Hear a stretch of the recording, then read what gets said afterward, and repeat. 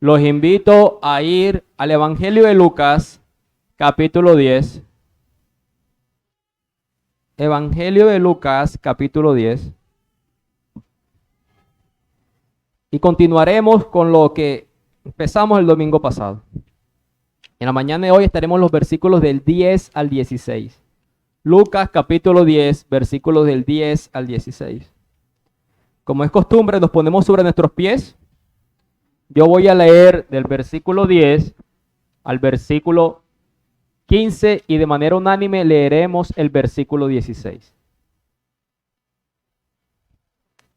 Lucas capítulo 10, los versículos del 10 al 16.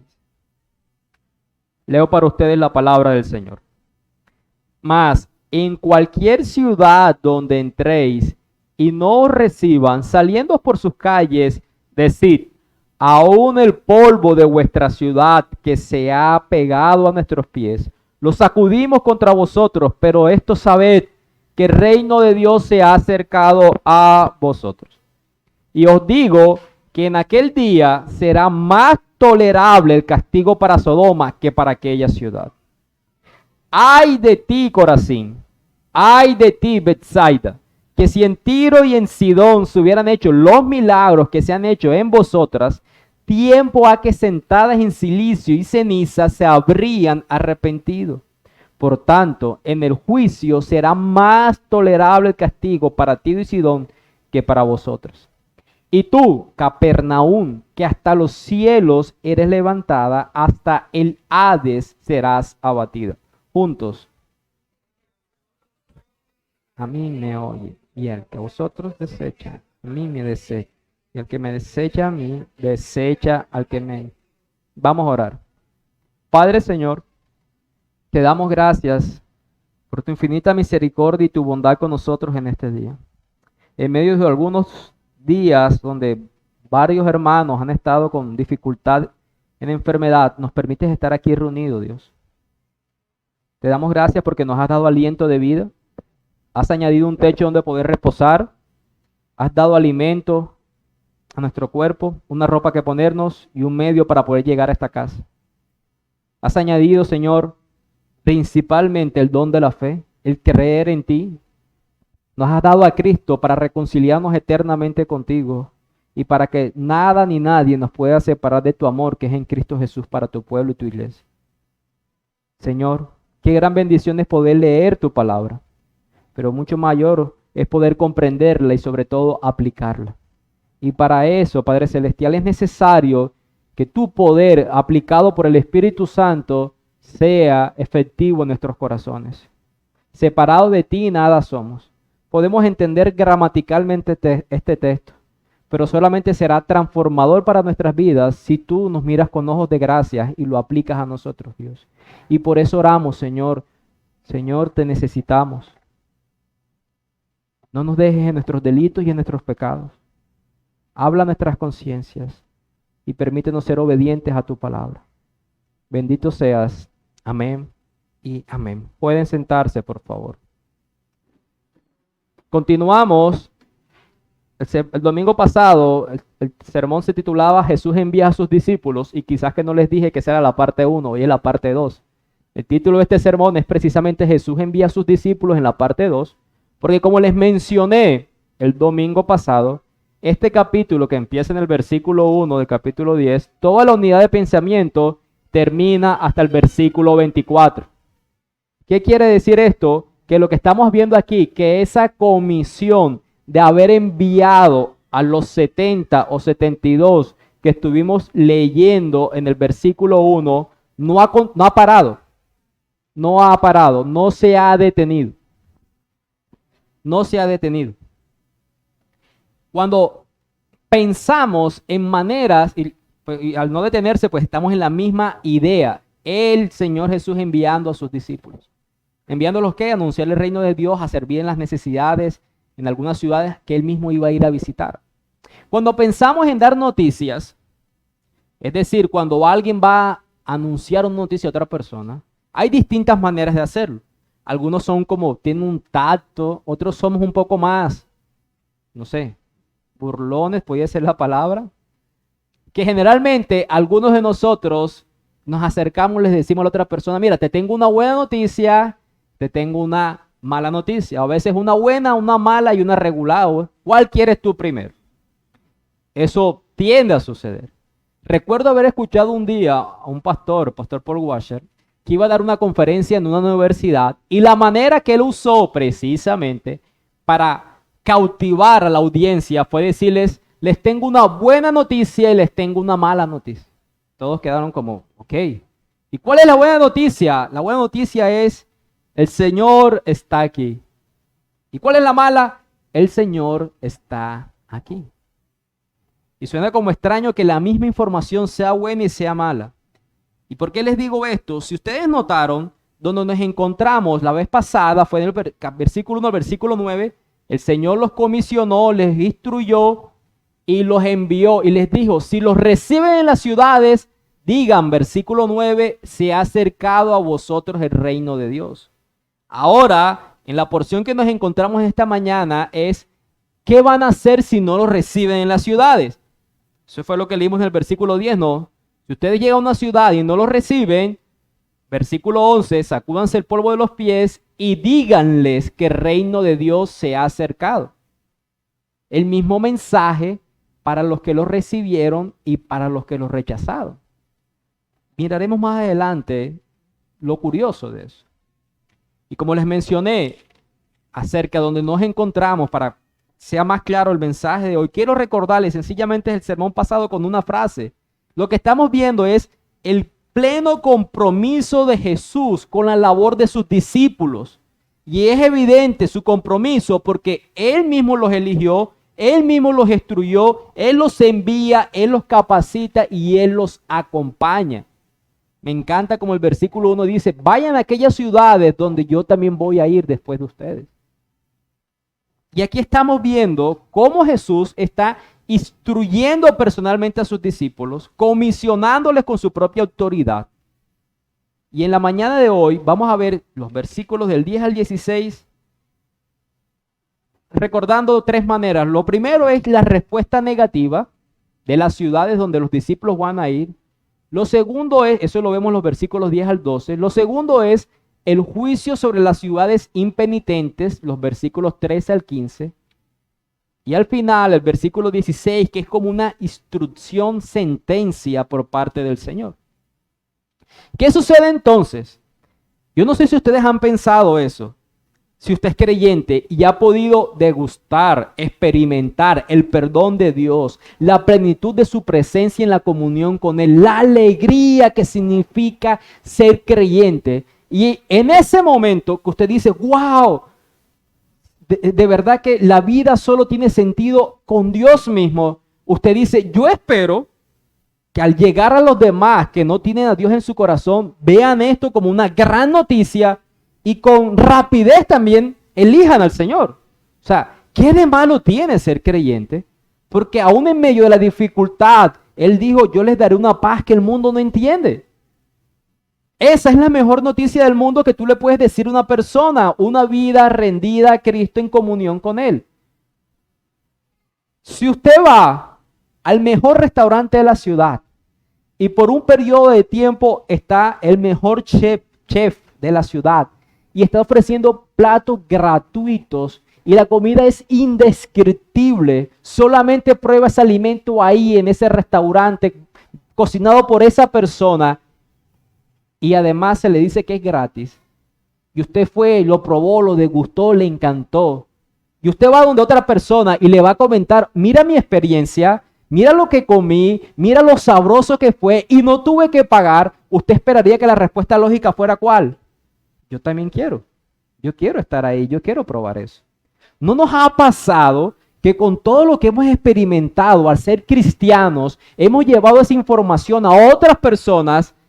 Y las otras personas lo que lo ven es como, si eres cansón, ya vienen los aleluya, ya cualquier tipo de ofensa y rechazo frente a una gran noticia, bendición que se está anunciando. Y quedamos muchas veces como, ¿por qué? ¿Y qué hacemos? Y lo que hace el Señor en esta instrucción cuando está diciendo a una ciudad donde ustedes entren y no los reciban, es poner expectativas reales sobre sus discípulos, sabiendo que por muy buena noticia y por muy agradable experiencia de lo que significa ser cristiano, no todo el mundo te va a recibir. No todo el mundo te va a aceptar el evangelio. Eso es poner las expectativas reales. Tienes que saber que has sido enviado a llevar a otro mendigo indicándole dónde está el pan que te ha alimentado espiritualmente, pero no todo el mundo te va a decir como, oye, qué bien, eso es lo mejor que me han podido decir en mi vida. Él está poniendo las expectativas reales de lo que significa ser creyente. Y como creyentes, como discípulos, como heraldos del Señor Jesús, ¿cómo debemos responder? Bueno, el versículo 11 dice, versículo 10, salgan de esas calles y díganles, el versículo 11, aún el polvo de vuestra ciudad que se ha pegado a nuestros pies, lo sacudimos en contra de ustedes. Esa imagen de sacudir el polvo de los pies, ya lo hayas visto en el capítulo 9. Recordemos que para el judío que hacía un viaje y se desplazaba, particularmente en el Antiguo Testamento, y pasaba por una ciudad gentil, era tal la separación para mantenerse ceremonialmente puro que quería tener de las naciones gentiles, que luego de salir de una ciudad que era gentil se sacudía el polvo de los pies, no quería estar contaminado en nada que no le permitiera participar de las ceremonias establecidas en el Antiguo Testamento. Era una señal de desagrado, es decir, no hay ningún tipo de vínculo entre ustedes y yo como pueblo de Dios. Lo curioso es que Jesús está utilizando esa misma imagen no con gentiles, sino con judíos. Porque en pocas palabras le está diciendo, mira, Dios mismo no quiere tener ningún tipo de vínculo contigo y tú eres ceremonialmente impuro al rechazar a los enviados de Dios. En pocas palabras, los discípulos le están diciendo, me sacudo los pies y te abandono a tu suerte. En este caso a la ciudad que lo había rechazado. ¿No quieres recibir el mensaje por parte de Dios? Allá tú, te dejo a tu propia suerte. Arréglatelas con Dios. Y además de decirles que hicieran ese hecho, incluso si ustedes quieren mirar un ejemplo, Pablo lo hizo con Bernabé en Antioquía de Pisidia, en Hechos capítulo 13, versículo 51. Era una ciudad gentil que tenía una población judía. Y ellos empezaron a predicar y los gentiles empezaron a abrazar el evangelio, pero los judíos terminaron a tal punto sacándolos de la ciudad. Y Pablo y Bernabé se van a ir y se sacudieron los pies como una señal de ustedes han quedado a su suerte. Ustedes han desechado a Dios. Y además de la señal visible de sacudirse los pies, les dice, pero esto sabed. Díganle esto a la ciudad. Ustedes, ciudad, sepan esto. ¿Y cuál es la información que se le debe decir al que rechaza el evangelio? Al que te recibe y te permite que le anuncies, anuncia el reino de Dios. Dios tiene un rey y su reino es implantado, sembrado en el corazón del hombre, depositando su propio espíritu para tener una comunión eterna con él, declarándote justo, perdonándote tus pecados por la obediencia perfecta de ese rey que al mismo tiempo es tu siervo, porque vino a servirte y a reconciliarte eternamente con Dios. Eso es al que te dio la oportunidad de predicarle y de recibir el mensaje. Y el que te rechace, ¿qué le vas a decir? Vas para el infierno, pecador.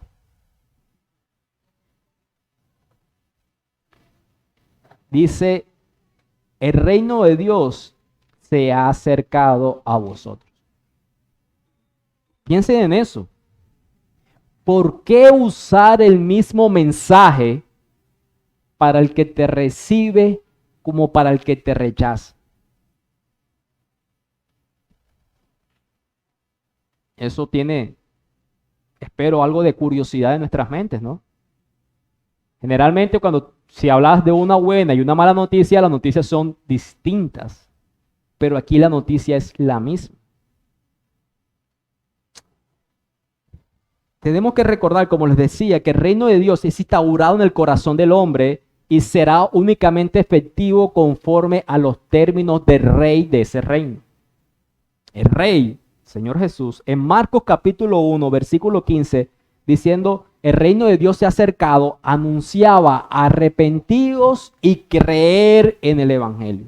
Esos son los términos en que el reino de Dios viene a ser efectivo en el corazón del hombre. Arrepentimiento y fe. ¿Por qué? Hermanos, porque en el evangelio se nos enseña que para ser reconciliados con Dios, Él lo va a hacer no por el mero olvido de nuestros pecados, sino porque su justicia es satisfecha en la muerte de Cristo. Dios no meramente olvida tu pecado, Dios te perdona porque las consecuencias de tu pecado han sido castigadas en las espaldas de Cristo. Recuerden la escena de Moisés en Éxodo 33 diciéndole a Dios, si tú no vas con nosotros, si tu presencia no va conmigo, yo no voy. Y luego le dice, hallado gracia delante de ti, yo te quiero ver. Dios le dice, mira, nadie puede verme y seguir viviendo. Capítulo 34 de Éxodo le dice, lo que vamos a hacer es que ahí hay una piedra, una hendidura, yo te voy a meter ahí, yo voy a pasar, voy a pronunciar mi nombre y tú me vas a ver las espaldas. Y cuando eso está sucediendo, Dios pronuncia su nombre, Jehová, Jehová. Versículos 6 y 7. Dice que es grande misericordia. Perdono la iniquidad, pero que de ningún modo tendré por inocente al malvado. La buena noticia que las personas creen acerca del evangelio se trata de un Dios que es justo y mantiene su justicia, aún otorgando el perdón de los pecados, porque las demandas de sus justicias, las consecuencias del pecado fueron puestas en las espaldas de Jesús. Y el mensaje es el mismo para el incrédulo que rechaza el evangelio, porque le está diciendo, Él sigue siendo justo y no pienses que hay una manera de que su justicia pase por alto sobre ti y que no sea la del Señor Jesucristo. Por eso el mensaje del evangelio es igual para el que cree como para el que no cree. Has sido librado de las consecuencias de tu pecado en Cristo y sin Cristo pagarás las consecuencias de tu pecado. Dios no perdona por el mero olvido, Él perdona bajo el fundamento de su justicia satisfecha. Si no, mis hermanos, no sería un juez justo. Y sigue diciendo el Señor Jesús, versículo 12, y os digo, en pocas palabras, les digo, que en aquel día será más tolerable el castigo para Sodoma que para aquella ciudad. Antes de mirar lo del castigo, quiero hacerles una pregunta. Cuando Jesús está diciendo, y les digo, ¿a quién le está diciendo, les digo? ¿A las ciudades impenitentes? En ese momento no. ¿Con quién está hablando Él? ¿Con los 70 o los 72? Ya sabemos que son 70 o 72 y eso lo vimos en el sermón pasado. Él no se está dirigiendo a las ciudades, se está dirigiendo a sus discípulos. Y la pregunta que les digo, ¿a quién se dirige? Tiene relación con lo siguiente. Si tú eres creyente, significa que tú has sido libertado del castigo eterno, ¿cierto? Una de las bendiciones de aceptar el reino de Dios en sus términos, arrepentimiento y fe, es que ya no tendrás que sufrir una condenación eterna. Si has sido librado de eso, ¿por qué le dice a sus discípulos lo que le va a pasar al que rechaza el evangelio? ¿Lo vieron? Una cosa es que yo le diga al incrédulo, mira, te vas a condenar si rechazas a Jesús, pero otra cosa es que yo le diga al creyente, se van a condenar si rechazan a Jesús. ¿Me van siguiendo el punto de la idea? ¿Por qué le está diciendo a los discípulos, y en este caso a nosotros como discípulos, lo que le sucede a la persona que rechaza el evangelio?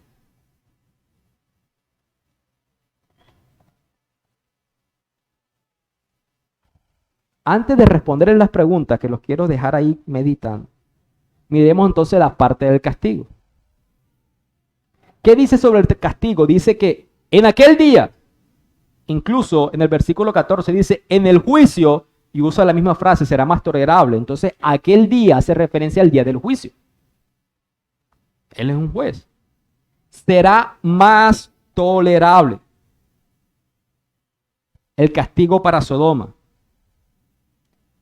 Y está comparando la ciudad que rechazó a estos enviados con Sodoma y las está comparando en referencia al castigo.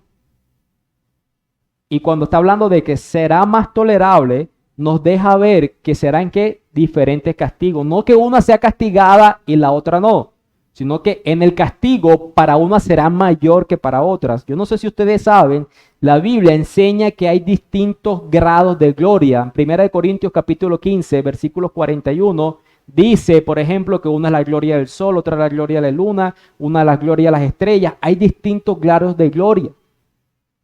Pero también nos enseñan las escrituras que hay distintos grados de castigo. Usted pasa 2 veces la página, llega a Lucas capítulo 12, versículos 47 a 48, lo miraremos cuando sigamos avanzando en el Evangelio de Lucas, y va a notar en esa parábola, la del siervo infiel, que uno va a ser castigado con muchos azotes, versículo 47, mientras otros, el versículo 48, será azotado poco.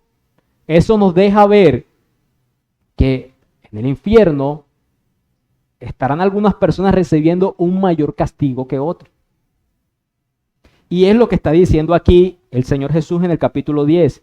El castigo que sufrió Sodoma será más tolerable que el castigo que va a sufrir las ciudades que los rechazan ustedes como heraldos y misioneros.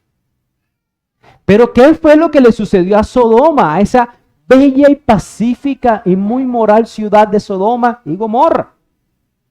Pasemos un momentico a Génesis 13. Génesis capítulo 13, versículo 13, describe un poco cuál era ese paraíso, esa Suiza antigua, habitable y deseable con sus bellos paisajes.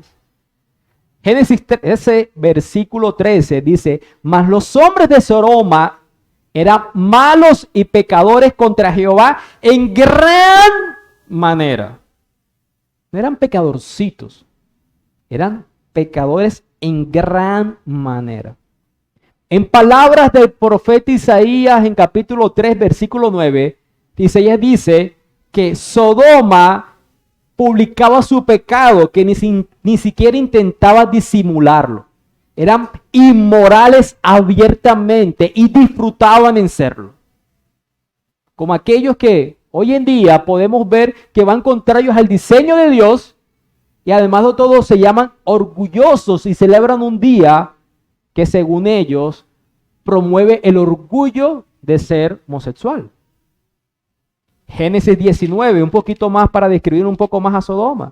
Génesis 19, aquí vemos lo que le sucedió a la ciudad. Versículo 1, llegaron pues los 2 ángeles a Sodoma a la caída de la tarde y Lot estaba sentado a la puerta de Sodoma. Recordemos Lot, sobrino de Moisés.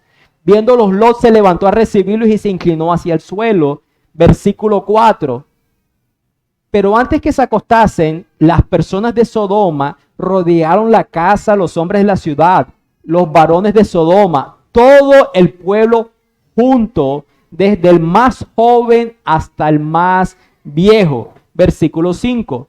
Y llamaron a Lot y le dijeron, ¿dónde están los varones que vinieron a ti esta noche? Sácalos para que les conozcamos. Oye, ¿qué de malo tiene conocer a alguien? Miren a qué significa la palabra conocer. La respuesta de Lot en el versículo 8. He aquí, yo tengo 2 hijas que no han conocido varón. ¿Vieron qué significa conocer en ese contexto? Es un deseo de tener relaciones sexuales. Conocer en la intimidad física. Lo que la ciudad de Sodoma quería hacer con estos ángeles era violarlos.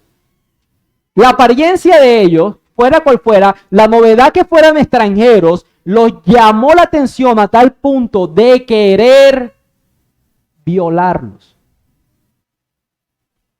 Y dice el texto que estábamos leyendo, ¿no?, que los varones de Sodoma no fueron un par, fueron una gran multitud de la ciudad. Y sigue avanzando el versículo 13. Los ángeles dicen a Lot, vamos a destruir este lugar por cuanto el clamor contra ellos ha subido de punto delante de Jehová. Por tanto, Jehová nos ha enviado para destruirlo. Versículo 24. Entonces Jehová hizo llover sobre Sodoma y sobre Gomorra azufre y fuego de parte de Jehová desde los cielos. Versículo 25. Y destruyó las ciudades y toda aquella llanura. Porque de paso, cuando estamos hablando de ciudad, no estamos hablando únicamente de edificaciones, sino de los moradores, los residentes de la ciudad, con todos los moradores de aquellas ciudades y el fruto de la tierra. Versículo 28. Referente a Abraham. Abraham miró hacia Sodoma y Gomorra y hacia toda la tierra de aquella llanura miró, y he aquí que el humo subía a la tierra como el humo de un horno. Yo llamaría como un volcán, que las cenizas y las nubes, el humo se ve desde lejos. Entonces, esta bella y pacífica ciudad fue destruida por su abierta inmoralidad, particularmente sexual. ¿Qué le sucedió? Llovió azufre y fuego desde el cielo, como juicio de Dios por su pecaminosidad. Y está diciendo que aquella ciudad, versículo 12 de Lucas capítulo 10, aquella ciudad que los rechaza a ustedes, que los he enviado, como ya les mencioné, cuando está haciendo referencia a que esa ciudad iba a ser castigada peor que Sodoma, no se está refiriendo a edificaciones, a casas únicamente. Dice mi abuela, no se hagan los hongos orongos, no piense que el juicio es únicamente para las ciudades geográficas, está hablando de las personas y los moradores que ahí viven, principalmente sus residentes. ¿Y por qué? ¿Por qué sería más tolerable el juicio para Sodoma que para las ciudades que lo único que estamos viendo en el texto es que están rechazando a los discípulos heraldos de Jesús? Porque estas ciudades están pecando muchísimo más que Sodoma, porque están desechando la gran oportunidad, el privilegio de recibir un llamamiento al arrepentimiento y la fe por medio de los heraldos que el Señor Jesús enviaba. En el día de los juicios final, su sentencia será mucho más horrorosa, espantosa que la que se pronunció contra Sodoma. Le era peor a la ciudad rechazar el mensaje de Jesús que vivir una vida inmoralmente abierta, como la de Sodoma. Volvamos a la pregunta original en el punto donde nos encontramos. ¿Por qué le está advirtiendo a los discípulos las consecuencias de las ciudades que los rechazarían a ellos? No les está diciendo Jesús, díganle de estas palabras a esas ciudades. Y seguramente quizás ellos pudieron haberles dicho, mira, sacudimos nuestros pies, pero sepa que te va a ir peor que a Sodoma. Es posible que lo hayan dicho. Pero Él no les está diciendo esto para que lo digan, sino para que ellos comprendieran algo. ¿Por qué? Hermanos, pienso yo que Jesús está edificando el corazón de sus discípulos en los escenarios de lo que significa que el evangelio sea rechazado. Si usted sabe, como discípulo del Señor, que usted tiene una responsabilidad de predicar al incrédulo, al impenitente, y está sabiendo lo que le pasa a ese incrédulo e impenitente que lo va a rechazar, ¿qué debe pasar en su conciencia? En primer lugar, compasión. Usted va a sentir compasión por aquel que no es creyente, porque si el incrédulo va a sufrir una peor consecuencia que Sodoma, eso me lleva a la compasión. Por eso el Señor Jesús dijo, oren al Señor de la mies para que envíe obreros, para que se agilice la campaña evangelística y poder alcanzar más almas. Lo segundo que nos va a llevar a una mayor responsabilidad. Compartir el evangelio no va a ser como algo que se hace a la ligera. No va a ser como salga. Al final Dios está llamando obreros y no holgazanes. Lo tercero es que nos va a llevar a una mayor fidelidad, porque Él ha prometido salvar por el mensaje del evangelio, no por tus ideas o tu cosmovisión de la vida. Él no está llamando a las personas que acepten a Dios para que añadan algo más a lo que ellos ya son. Les está diciendo, sean fieles al mensaje, Porque si ustedes son infieles al mensaje, las consecuencias de su infidelidad es que ellos sufren un peor castigo que Sodoma. Y cuarto, pienso yo, que los lleva a la urgencia. ¿No? Si él está diciendo, estas personas que rechazan el evangelio van a sufrir más que Sodoma, ¿qué debe pasar en nuestros pies y en los pies de ellos? Corramos a anunciar el evangelio a todo rincón y a toda nación, porque aquel que no cree en el Señor Jesús y en las demandas de su reino, va a vivir un castigo peor que Sodoma. Por eso el Señor está instruyendo no únicamente al incrédulo que lo rechaza, sino también al creyente que está siendo enviado como un heraldo. Y ya aprendimos el domingo pasado que si usted es creyente, usted es un heraldo en su familia, en su barrio, en su trabajo, en su ciudad, en las poblaciones aledañas. Y eso nos da paso para nuestro segundo punto. Juicio sobre ciudades impenitentes, los versículos 13 al versículo 15. Es increíble cómo el mensaje del juicio divino ha sido diluido en el evangelismo moderno. Yo no sé si ustedes han visto que hoy en día pseudopastores aún proclaman y ponen en duda el destino final de Judas. Bajo el contexto de que Dios es amor, aún pueden decir, yo creo que Judas pudo arrepentirse al final y puede que esté en el cielo, cuando en palabras del Señor Jesús, él mismo dice que ninguno de los que se les había dado se había perdido, únicamente el hijo de perdición. Aquel que había rechazado el evangelio, aunque había caminado por un periodo de tiempo con ellos, había simpatizado, había servido dentro de la compañía de los 12, pero terminó rechazándolo. Y en aras de promover el amor de Dios, se diluye el mensaje del juicio divino.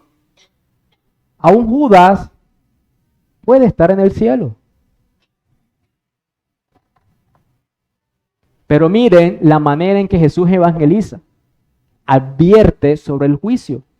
Advierte sobre ciudades impenitentes que no se arrepienten. Y aquí menciona, en la unidad general menciona 7 ciudades con Sodoma, pero en estos versículos del 13 al 15 menciona 5 ciudades. Corazín, Betsaida, Tiro, Sidón, Capernaum. Con Sodoma serían 6 ciudades. Serían 3 ciudades gentiles, 3 ciudades judías. 3 ciudades gentiles, Sodoma, Tiro, Sidón. 3 ciudades judías, Corazín, Betsaida, Capernaum. Y lo que hace es hacer un contraste, una comparación entre ellas. Corazín era una ciudad al noroeste de Galilea, a unos 4 kilómetros de lo que antes era Capernaum, las ruinas actuales de Gerasa. Ahí cerquita a Capernaum, yo creo que de aquí a La Paz no hay ni 4 kilómetros, ¿no? Mucho más cerca que de Valledupar a La Paz. Betsaida es una ciudad más conocida. Está ubicada en la llanura de Genezaret, según Marcos capítulo 6, versículo 53, que se extiende hacia el noroeste desde el mar de Galilea. Esa ciudad digo que es más conocida porque es la ciudad natal de Felipe. Es el lugar donde Andrés y Pedro también habían nacido, según Juan capítulo 1, versículo 4. Es la ciudad donde nació el apóstol Pedro y su hermano Andrés. Capernaum había sido por largo tiempo el centro de la actividad de Cristo. Era como su base principal evangelística, donde él estuvo actuando con mayor tiempo, donde permaneció más tiempo, donde se hizo visibles sus obras poderosas con mayor regularidad. Y estas ciudades, Corazín y Betsaida, al estar tan cerca de Capernaum, seguramente recibieron también la visita regular por parte de Jesús y de su ministerio terrenal. ¿Cómo sabemos qué fue lo que él hizo ahí? El versículo 13 nos dice que si en Tiro y en Sidón se hubieran hecho los milagros que se han hecho en vosotros, es decir, en Capernaum, en Corazín y en Betsaida, se hizo evidente la divinidad de Cristo, todo su poder, esos milagros que hemos visto en este evangelio consecutivamente que hemos estado compartiendo, se hizo con mayor regularidad de los 3 años del ministerio terrenal de Jesús en estas ciudades, Capernaum, Corazín y Betsaida. Ahora, las ciudades de Tiro y de Sidón eran ciudades fenicias situadas al norte de la costa del Mediterráneo. En Isaías capítulo 23 y en Ezequiel 26 al capítulo 28, se describe a estas ciudades como comerciantes y colonos, que eran personas orgullosas, es decir, soberbias, codiciosas y crueles. El profeta Amós denunció a los habitantes de Tiro por haber vendido a los israelitas como esclavos a los edomitas, por allá en el libro de Amós capítulo 1 versículo 9. El profeta Joel denunció que los fenicios vendieron a los hijos de Judá y a los hijos de Jerusalén a los griegos. Estas naciones esclavizaron a los judíos y los vendieron como esclavos, Tiro y Sidón. Es decir, son unas joyitas. Pero vamos a leer un poquito de Ezequiel capítulo 28 para que podamos imaginar, comprender un poco más. Si me permiten utilizar, ¿qué clase de, iba a decir calaña, pero eso suena como, más bien qué clase de pecadores eran estas ciudades? Ezequiel capítulo 28, puedo leer con ustedes. Dice en el versículo 2, vino a mí palabra de Jehová diciendo, hijo de hombre, di al príncipe de Tiro, así ha dicho Jehová el Señor, por cuanto se enalteció tu corazón y dijiste, yo soy un Dios en el trono de Dios, estoy sentado en medio de los mares, siendo tú hombre y no Dios, y has puesto tu corazón como corazón de Dios, he aquí que tú eres más sabio que Daniel, no hay secreto que te sea oculto. Y aquí viene un juicio de Dios para el príncipe, para el rey de Tiro. Pero a partir del versículo 20, quiero que puedan leer estas palabras, pero a partir del versículo 11, quiero que puedan seguir leyendo la lectura, dice, vino a mí palabra de Jehová diciendo, hijo de hombre, levanta endecha sobre el rey de Tiro y dile, miren lo que va a decir el profeta Ezequiel contra el rey de Tiro. Así ha dicho Jehová el Señor, tú eras el sello de la perfección, lleno de sabiduría y acabado de hermosura. En Edén, en el huerto de Dios estuviste, de toda piedra preciosa era tu vestidura, de corina, topacio, jaspe, crisólito, berilo, ionice, de zafiro, carbunclo, esmeralda y oro. Los primores de tus tamboriles y flautas estuvieron preparados para ti en el día de tu creación. Tú, querubín grande protector, yo te puse en el santo monte de Dios, allí estuviste en medio de las piedras de fuego, te paseabas. Está hablando acerca del rey de Tiro, pero está mencionando a uno que estaba en el huerto del Edén, creado en perfección, y lo está llamando querubín, un ángel. ¿Quién es el que en el huerto del Edén es conocido como un ángel que era el más hermoso de todos? ¿Quién es? Satanás. Pero empezó dirigiéndose ¿a quién? Al rey de Tiro. Lo que está haciendo el profeta Ezequiel es equiparando al rey de Tiro ¿con quién? Con Satanás. ¿Qué tan malvado tenía que ser esta persona que en el mensaje del juicio de Dios lo está equiparando con Satanás? Malo, malito, bien malo, perverso. Tiro y Sidón, mis hermanos, no eran, como decimos coloquialmente, cualquier perita en dulce. Eran naciones, ciudades crueles, pecadoras, codiciosas y orgullosas. Y Jesús está diciendo el mismo mensaje que utilizó contra Sodoma al comparar a ciudades como Corazín y Betsaida y Capernaum, al decirles, mire, si en estas ciudades donde el rey es equiparado a Satanás, se hubieran hecho los milagros que yo hice en medio de ustedes, estas ciudades gentiles, increíblemente pecadoras, se habían hace tiempo arrepentido, sentadas en silicio y ceniza. Wow. ¿Qué quiere decir que se arrepentían sentados en silicio y ceniza? Silicio era un saco que se hacía con pelo de camello de color negro, que se usaba junto con la ceniza que se echaba en la cabeza en momentos de luto. Era una demostración visible que tú estabas profundamente adolorido, sufriendo por la pérdida de un familiar. Como cuando usted va hoy en día a un sepelio, sabemos que hay una ropa que se utiliza en ese momento, ¿no? Usar silicio era usar una prenda que identificaba duelo y dolor profundo. Y el Señor está diciendo, si ellos hubiesen visto mis acciones que ustedes sí vieron, pero que han rechazado, estas naciones pecadoras se hubiesen arrepentido profundamente a tal punto que parecerían que por el dolor de su pecado estuviesen en luto.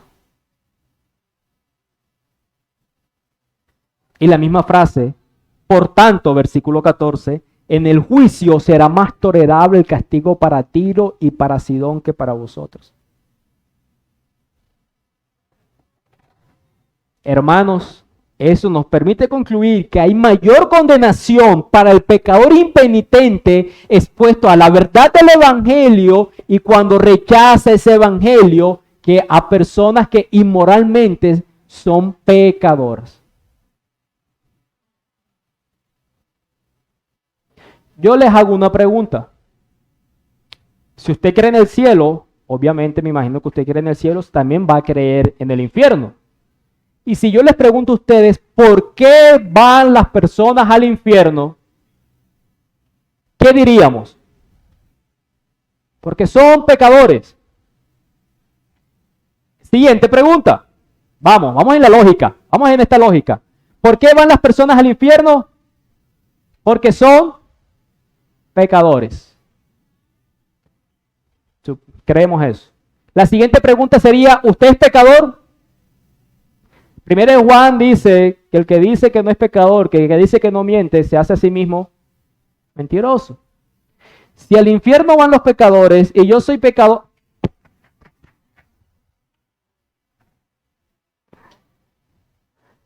vamos a leer Juan capítulo 8, versículo 4.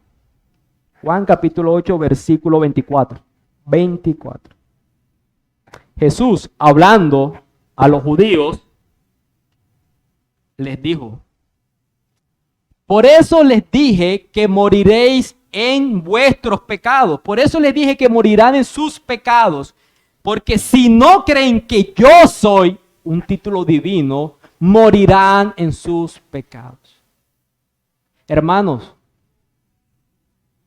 las personas que van al infierno no van únicamente porque sean pecadores, porque todos pecamos. Si usted es creyente, el último día de su vida usted va a pecar.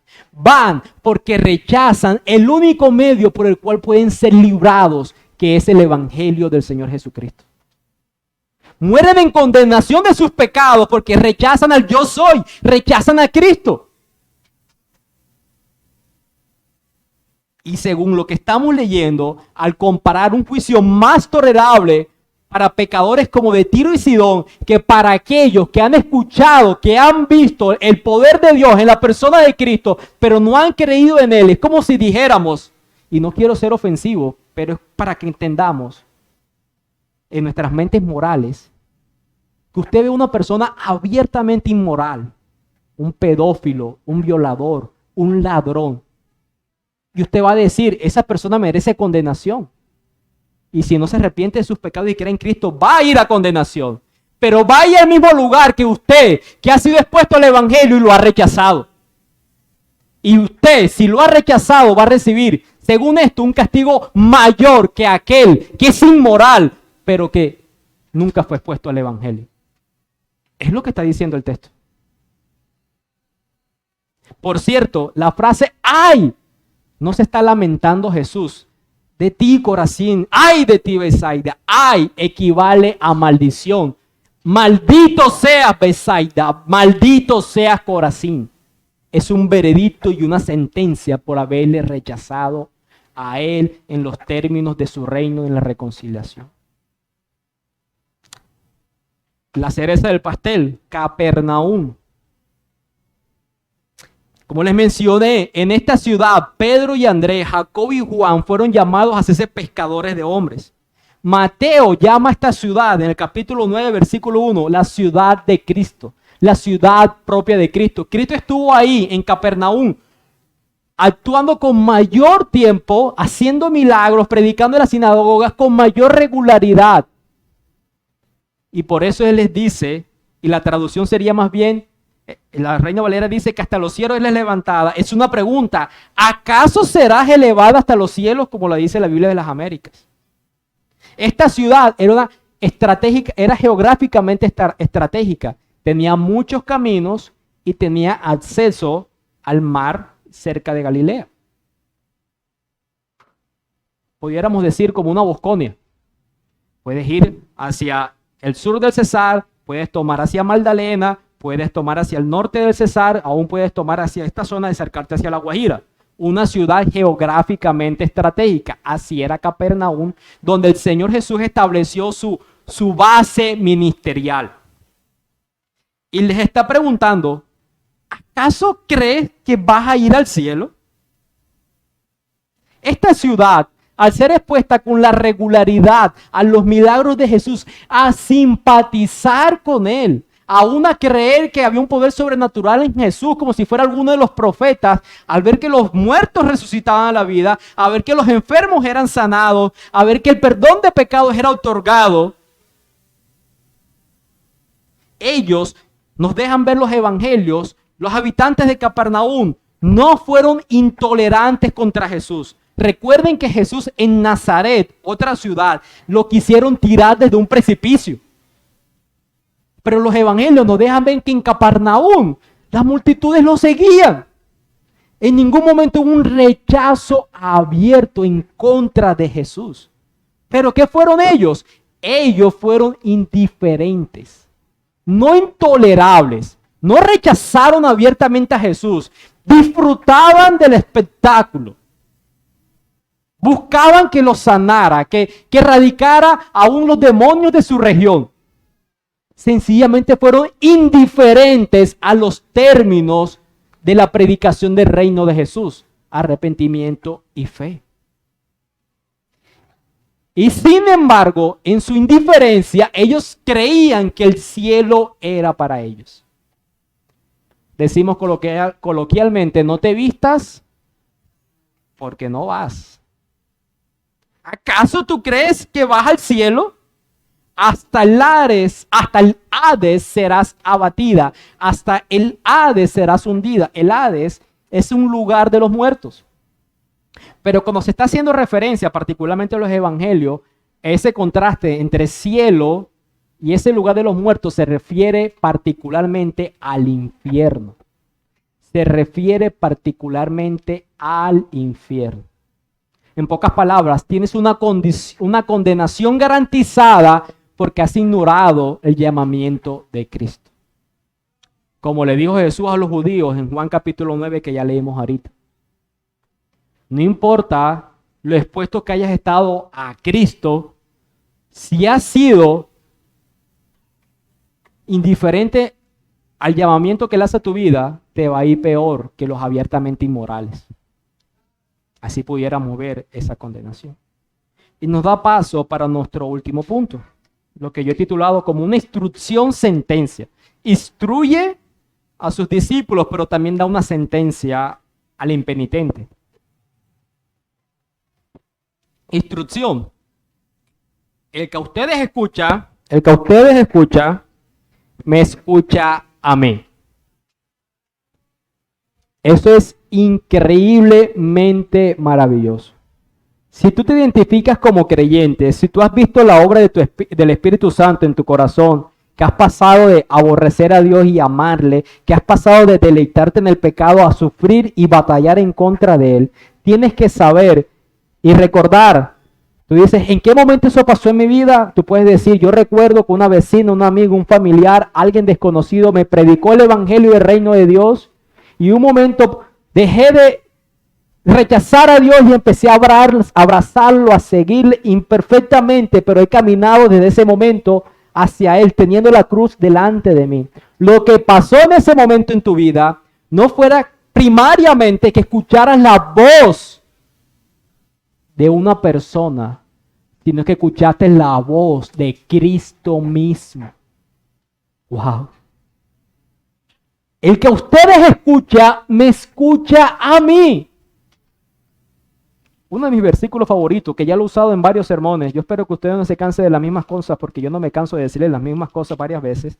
Efesios capítulo 2, versículo 17.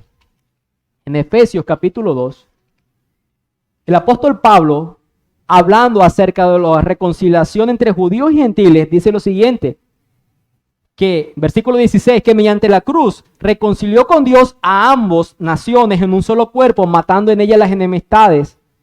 Y dice el versículo 17, y vino, es decir, el Señor Jesús, y anunció las buenas nuevas de paz a vosotros que estabas lejos geográficamente y a los que estaban cerca. Ya les mencioné que Jesús estuvo principalmente en la región de Capernaum y Galilea. Y la ciudad de Éfeso es una nación gentil donde Jesús nunca viajó. Pero Pablo le está diciendo a esa iglesia que Jesús vino y les anunció las buenas nuevas de paz. ¿Cómo? Por medio de sus discípulos, sus heraldos, los que llevan el mensaje del evangelio. Creer en el reino de Dios no es meramente porque escuchemos el mensaje del evangelio, sino porque escuchamos a Cristo mismo anunciando ese reino en nuestros corazones.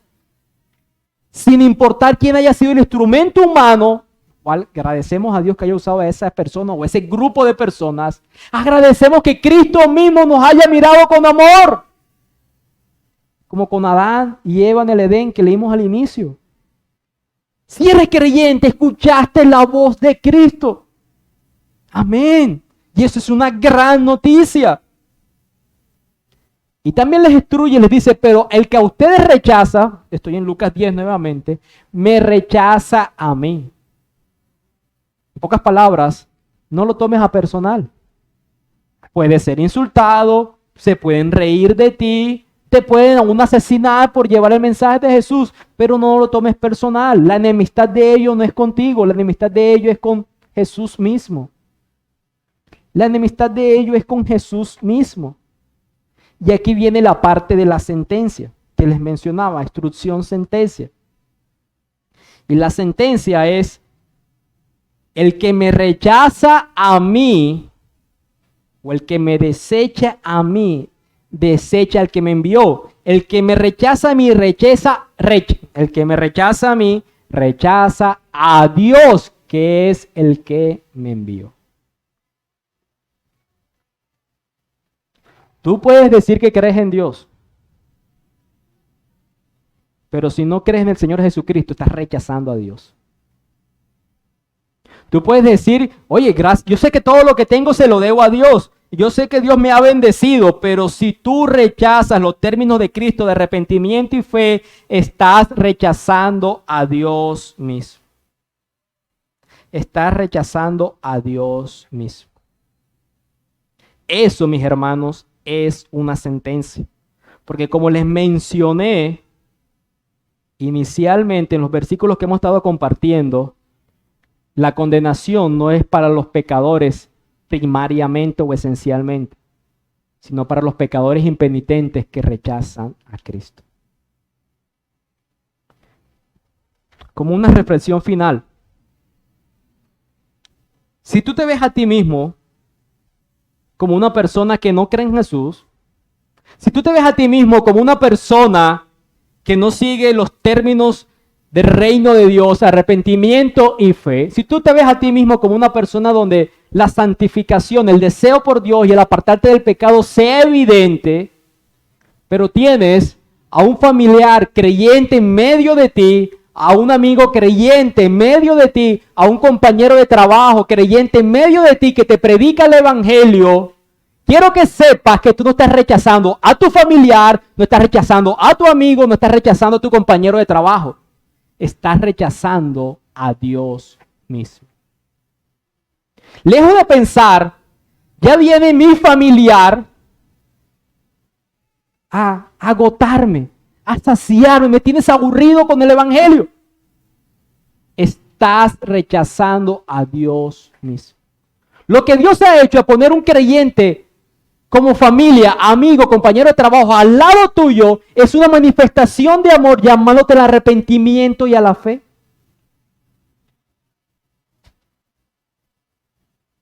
Y si tú eres el creyente rechazado, yo quiero que tú puedas escuchar esto que el predicador Charles Spurgeon decía cuando escuchó una vez a su mamá orar cuando él todavía no era creyente. Una vez escuchó a su mamá orar de la siguiente manera: ahora, Señor, si mis hijos continúan en sus pecados, no será por ignorancia que perezcan, y mi alma ha de ser testigo dispuesto contra ellos en el día del juicio si no se aferran a Cristo. ¿Vieron eso? Y dice Spurgeon: esa idea de una madre sirviendo de testigo voluntario en contra mía traspasó mi conciencia y sacudió mi corazón. Esta intercesión por ellos ante Dios y por Dios ante ellos es el verdadero camino de llevar a los hijos a Cristo. Al final no te rechazan a ti como padre o como madre. Rechazan a Cristo mismo mientras tú predicas el Evangelio. Y tú y yo, si eso sucede, tendremos que ser testigos en contra de ellos, porque nosotros, en primer lugar, no vivimos para nuestro reino, sino para el reino de Dios. Como les he dicho, que medio estamos en esta predicación de Lucas 10, quiero culminar con la historia, pequeños detalles del libro La voz de los mártires, Locos por Jesús, donde hay varios relatos de creyentes. Recuerden el de la vez pasada. Esta vez no es una historia, sí, una historia, pero mucho más resumida. Es sobre Tom White, que es el director de La Voz de los Mártires, este ministerio que trabaja con la iglesia perseguida. Tom White estuvo encarcelado en Cuba 17 meses por distribuir literatura cristiana entre el año 1979 y 1980. Y Tom cuenta que un día estaba en las montañas de Vietnam cuando alguien comentó acerca de cómo los cristianos sufren allí. Y un cristiano vietnamita respondió diciendo: el sufrimiento no es lo peor que nos puede suceder a nosotros. La desobediencia a Dios es lo peor. Como discípulos del Señor Jesús, como heraldos de Él, comisionados por Él y enviados por Él a donde Él nos lleve, recuerden que lo peor que le puede pasar a usted y a mí es que seamos desobedientes al llamado de predicar el Evangelio. El sufrimiento no es lo peor es desobedecer a Dios donde Él nos ha puesto a compartir el Evangelio. Amén. Vamos a orar.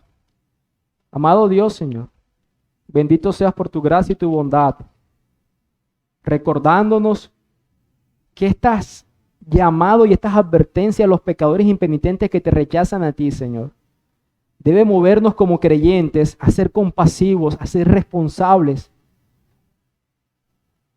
a ser diligentes, a ser fieles y a movernos con urgencia, porque sabemos las consecuencias que ellos sufrirán. Te quiero pedir, Dios, por cada una de las personas que están aquí que no son creyentes. Esto no se trata como cuando un papá le dice a su hijo: te va a salir el coco. Esto no se trata de asustar. Esto se trata de la realidad que tú das en tu palabra. Tú tienes suficiente gracia, donde todavía al día de hoy llamas a pecadores al arrepentimiento y donde el Evangelio sigue siendo efectivo en el corazón de aquellos que se arrepienten y creen en el Señor Jesús. El único camino al Padre se encuentra en el Señor Jesucristo. Bendito seas Dios. Amén y amén.